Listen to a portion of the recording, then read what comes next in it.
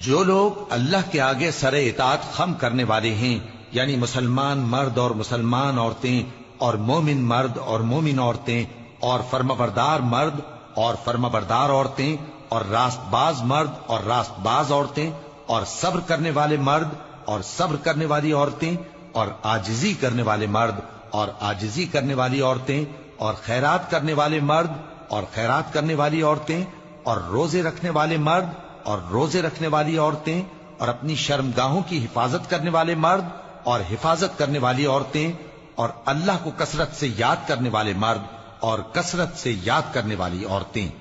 کچھ شک نہیں کہ ان کے لیے اللہ نے بخشش اور اجر عظیم تیار کر رکھا ہے، اور کسی مومن مرد اور مومن عورت کو حق نہیں ہے کہ جب اللہ اور اس کا رسول کوئی بات طے کر دیں تو وہ اس کام میں اپنا بھی کچھ اختیار سمجھیں،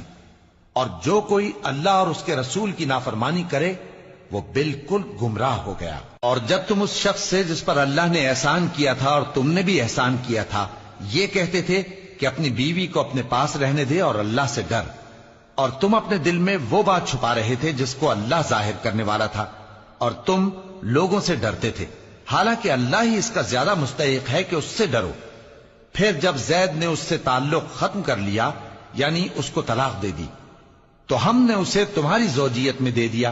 تاکہ مومنوں پر ان کے منہ بولے بیٹوں کی بیویوں کے ساتھ نکاح کرنے کے بارے میں جب وہ بیٹے ان سے اپنا تعلق ختم کر لیں یعنی طلاق دے دیں کچھ تنگی نہ رہے،